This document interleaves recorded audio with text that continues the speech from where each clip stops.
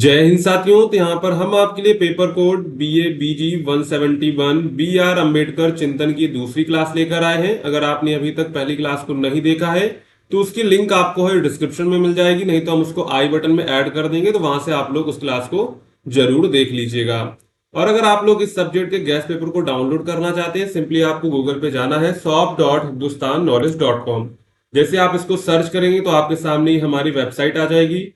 Simply आपको search code पे जाना है और यहाँ पे आपको अपने पेपर कोड टाइप कर रहे हैं BA BG 171। ठीक है। जैसे आप सर्च करेंगे तो यहाँ पर हिंदी इंग्लिश दोनों लैंग्वेज में आपको मिल जाएगा, तो आप जिसमें भी डाउनलोड करना चाहते हैं उसमें आप लोग इसको डाउनलोड कर सकते हैं। अगर आपको कोई प्रॉब्लम होती है तो आप इस नंबर पे व्हाट्सअप या फिर व्हाट्सअप आइकन पर क्लिक करके हमको व्हाट्सअप कर सकते हैं। अब चलते हैं वापस अपने क्वेश्चन की ओर। गेस पेपर डाउनलोड करना क्यों आवश्यक है, वहां पर आपको सभी इंपॉर्टेंट क्वेश्चंस एक PDF में मिल जाएंगे, जिसको आप लोग फाइनल रिवीजन में यूज कर सकते हैं। अब चलते हैं यहाँ पर हमारा पहला प्रश्न क्या है। कल्याणकारी राज्य की विशेषता के रूप में राज्य समाजवाद पर अंबेडकर के विचार का जो है परीक्षण कीजिए। ये आपका प्रीवियस ईयर क्वेश्चन पूछा गया था। तो यहाँ पर देखेंगे आंसर क्या होगा। सबसे पहले आपको इंट्रोडक्शन देना है। तो डॉक्टर भीमराव अंबेडकर भारतीय समाज के महान चिंतक, समाज सुधारक और संविधान निर्माता थे। उन्होंने आर्थिक, सामाजिक और राजनीतिक समानता की को समाज की मूलभूत आवश्यकता माना। अंबेडकर का राज्य समाजवाद का विचार एक ऐसे कल्याणकारी राज्य की परिकल्पना करता है जिसमें समाज के सभी वर्गों को समान अवसर मिले और कोई भी व्यक्ति जो है आर्थिक या सामाजिक रूप से पिछड़ा ना रहे। यानी कि वो क्या मानते थे, वो ऐसे राज्य की कल्पना करते थे जिसमें जो है समाज के सभी वर्गों को समान अवसर मिले, कोई भी व्यक्ति जो है आर्थिक या सामाजिक रूप से पिछड़ा ना रहे। उसी को वो मानते थे कल्याणकारी राज्य। अब देखते हैं राज्य समाजवाद की अवधारणा क्या है। तो राज्य समाजवाद का अर्थ है संसाधनों और उत्पादन के प्रमुख साधनों पर राज्य का नियंत्रण हो, ताकि उसका उपयोग समाज के सभी वर्गों के कल्याण हेतु किया जा सके। इसमें निजी पूंजीवाद की बजाय सार्वजनिक या सामूहिक स्वामित्व की प्राथमिकता दी जाती है। अंबेडकर का मानना था कि समाज में आर्थिक विषमता को समाप्त किए बिना सामाजिक न्याय की स्थापना नहीं की जा सकती है। यानी कि वो मानते थे राज्य समाजवाद का अर्थ क्या है, संसाधनों और उत्पादन के प्रमुख साधनों पर क्या है जो राज्य का नियंत्रण हो, ताकि उसका उपयोग समाज के सभी वर्गों के कल्याण हेतु किया जा सके। इसमें कोई निजी पूंजीवाद के बजाय सार्वजनिक या सामूहिक स्वामित्व को प्राथमिकता दी जाती है। यानी कि इस पर किसी निजी का स्वामित्व नहीं होगा, बल्कि सरकार का होगा या सार्वजनिक होगा। अम्बेडकर का मानना था कि समाज में आर्थिक विषमता को समाप्त किए बिना सामाजिक न्याय की स्थापना नहीं की जा सकती। यानी कि जब तक समाज में आर्थिक विषमता है तब तक जो है सामाजिक न्याय की स्थापना नहीं हो सकती। इसके बाद है अंबेडकर के राज्य समाजवाद के प्रमुख विचार। तो संपत्ति पर राज्य का नियंत्रण। तो अंबेडकर ने प्रस्तावित किया कि कृषि, भूमि, उद्योग और बीमा जैसे कुछ प्रमुख आर्थिक क्षेत्रों का स्वामित्व राज्य के पास होना चाहिए। उन्होंने 1947 में स्टेट सोशलिज्म का एक खाका प्रस्तुत किया, जिसमें संसाधनों के सार्वजनिक स्वामित्व की बात कही गई। यानी कि वो मानते थे कि संपत्ति का जो है संपत्ति पर राज्य का नियंत्रण होना चाहिए, किसी निजी व्यक्ति का नहीं होना चाहिए। इसके बाद है आर्थिक लोकतंत्र। तो अंबेडकर का मानना था कि केवल राजनीतिक लोकतंत्र पर्याप्त नहीं है। जब तक लोगों को भोजन, आवास, शिक्षा और रोजगार की गारंटी नहीं मिलेगी तब तक लोकतंत्र अधूरा रहेगा। इसलिए उन्होंने आर्थिक लोकतंत्र को भी जरूरी बताया था। इसके बाद जो है समान अवसर और सामाजिक न्याय की वो बात करते थे। उन्होंने समाज में व्याप्त जातिवाद, भेदभाव और गरीबी को समाप्त करने के लिए राज्य के सक्रिय हस्तक्षेप की आवश्यकता बताई। उनका विचार था कि समाज के कमजोर वर्गों को आरक्षण, मुफ्त शिक्षा और स्वास्थ्य सेवाएं देकर समान अवसर प्रदान करना राज्य की जिम्मेदारी होनी चाहिए। इसके बाद वो मानते थे कर्म आधारित समाज की स्थापना करना चाहते थे। अंबेडकर ने वर्ण व्यवस्था और जन्म आधारित असमानता का विरोध किया और एक वो ऐसे समाज की बात कही जहां व्यक्ति को मूल्य उसके कर्म, योग्यता और प्रयास से तय हो। यानी कि उसके कर्म कैसे हैं उसके आधार पर उस व्यक्ति का जो है मूल्य तय हो। उसके बाद है कल्याणकारी राज्य और अंबेडकर। तो कल्याणकारी राज्य वह राज्य होता है जो नागरिकों की बुनियादी आवश्यकताओं जैसे शिक्षा, स्वास्थ्य, रोजगार, सामाजिक सुरक्षा को पूरा करने की जिम्मेदारी लेता है।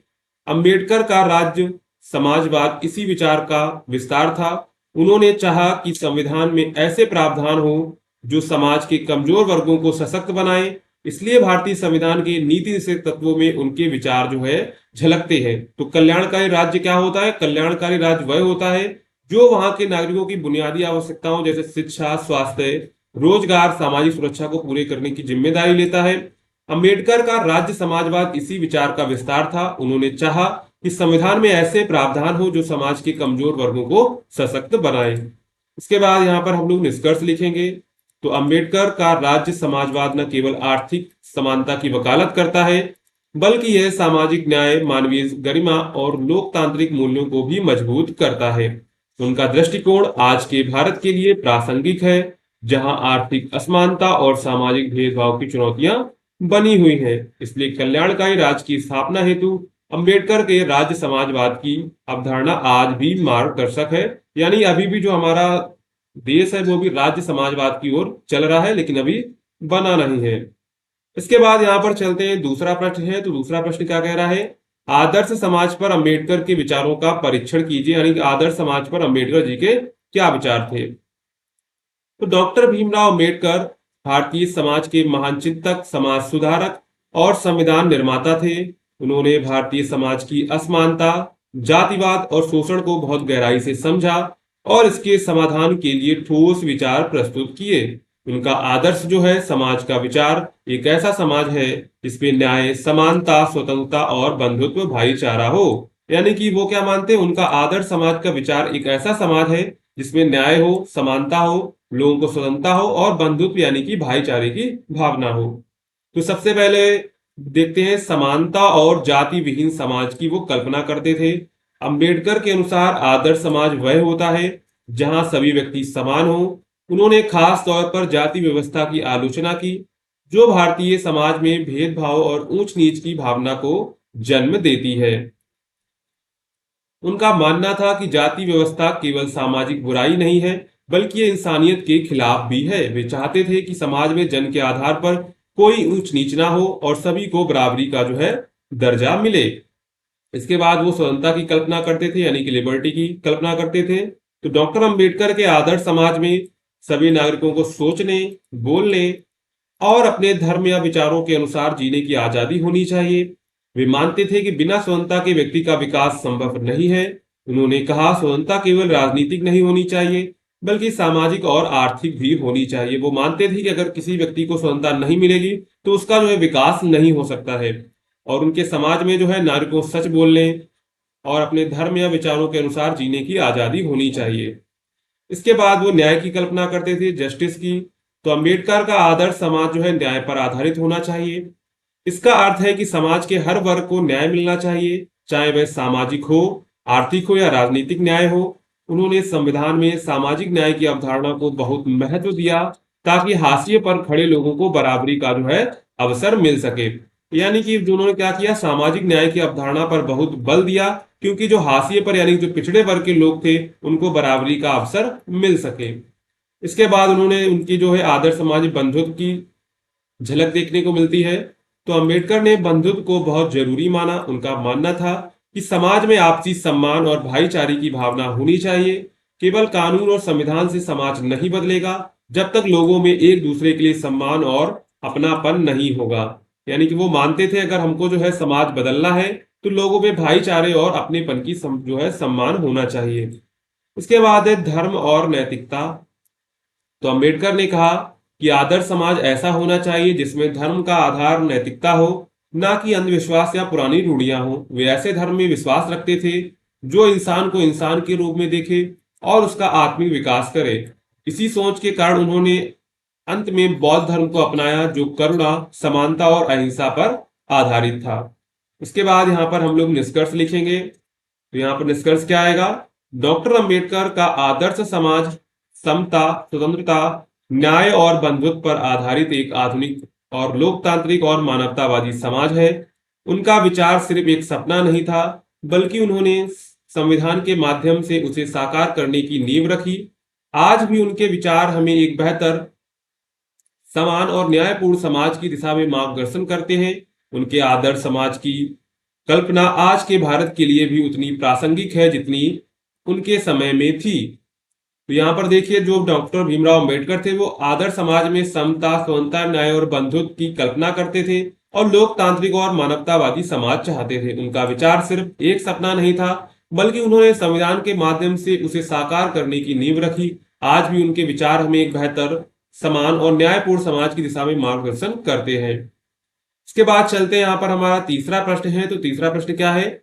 लैंगिक समानता पर अंबेडकर के विचारों की जो है व्याख्या कीजिए। यानी कि लैंगिक समानता पर अंबेडकर के क्या विचार थे वो देखेंगे। तो डॉक्टर भीमराव अंबेडकर भारत के संविधान निर्माता और एक महान समाज सुधारक थे।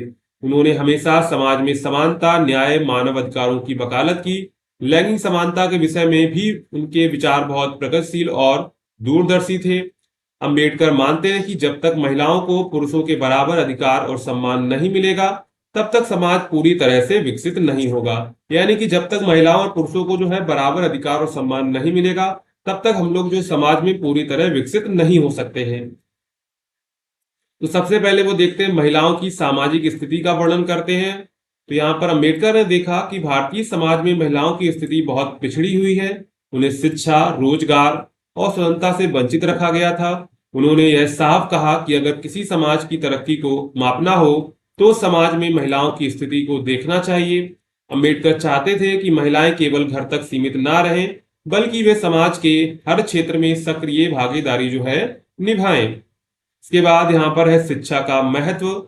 तो अंबेडकर ने महिलाओं की शिक्षा पर बहुत जोर दिया। उनका मानना था कि शिक्षा ही वह साधन है जो महिलाओं को आत्मनिर्भर बना सकती है। उन्होंने कहा कि अगर महिलाएं शिक्षित होगी तो वह अपने अधिकारों को समझ सकेंगी और समाज में बदलाव ला सकेंगी। यानी कि उन्होंने शिक्षा के महत्व पर भी बल दिया। उन्होंने कहा अगर जो है महिलाएं शिक्षित होगी तो वो जो है अपने अधिकारों को समझ सकेंगी और समाज में जो है बदलाव ला सकेंगी। इसके बाद है हिंदू कोड बिल और कानूनों में सुधार। तो अंबेडकर ने महिलाओं को समान अधिकार दिलाने के लिए हिंदू कोड बिल तैयार किया। इस बिल के माध्यम से उन महिलाओं को संपत्ति में बराबर का हक है, तलाक का अधिकार है, पुनर्विवाह की स्वतंत्रता है और बच्चों के संरक्षण में बराबर का अधिकार दिलाने की कोशिश की। हालांकि उस समय यह बिल काफी विवाद में रहा, लेकिन यह महिलाओं के लिए क्रांतिकारी जो है कदम था। इसके बाद समान वेतन और रोजगार का अधिकार। उनका मानना था कि महिलाओं को समान वेतन और रोजगार का अधिकार मिलना चाहिए। तो अंबेडकर मानते थे कि महिलाओं को पुरुषों के बराबर वेतन, रोजगार के अवसर मिलने चाहिए। उन्होंने कहना था कि केवल कानून बनाना काफी नहीं है, जब तक समाज की सोच नहीं बदलेगी तब तक असली समानता नहीं आएगी। ठीक है। इसके बाद है संविधान में लैंगिक समानता। तो भारत के संविधान में अंबेडकर ने समानता, समानता और न्याय को प्रमुख स्थान दिया। उन्होंने सुनिश्चित किया कि संविधान में लिंग के आधार पर कोई भेदभाव ना हो। अनुच्छेद 14 से 16 तक की सभी नागरिकों को समान अधिकार दिए गए, जिसमें महिलाओं को भी बराबरी का हक प्राप्त है। यानी कि अनुच्छेद जो 14 से 16 तक सभी नागरिकों को जो अधिकार दिए गए थे, उसमें महिलाओं को भी जो बराबरी का अधिकार दिया गया था। इसके बाद यहाँ पर हम लोग निष्कर्ष लिख देंगे। तो डॉक्टर अंबेडकर का मानना था कि बिना महिलाओं की भागीदारी के समाज का कोई भी विकास जो है अधूरा है। उन्होंने महिलाओं को समान अधिकार दिलाने के लिए न केवल कानून बनाए, बल्कि समाज को जागरूक भी किया। आज भी लैंगिक समानता की बात करते समय अंबेडकर के विचार हमें दिशा दिखाते हैं। उनके विचार आज भी उतने प्रासंगिक हैं जितने उनके समय में थे। तो वो मानते थे कि संविधान में जो है लैंगिक समानता होनी चाहिए, जो है महिलाओं को समान वेतन और रोजगार मिलना चाहिए। उन्होंने हिंदू कोड बिल बनाया और कानून में सुधार किया। और वो मानते थे शिक्षा का महत्व, यानी कि जो है अगर महिलाओं को शिक्षित किया जाएगा तो वे अपने अधिकारों को समझेगी और समाज में बदलाव ला सकेंगी। तो ये टोटल यहाँ पर हमने जो है 3 क्वेश्चंस को कवर किया हुआ है। इसके बाद अगली क्लासेस आएंगी तो उनमें और भी क्वेश्चंस को कवर करेंगे। तो आप लोग जो है चैनल को सब्सक्राइब एंड जो है वीडियो को लाइक करना मत भूलिएगा। मिलते हैं अगली क्लास में।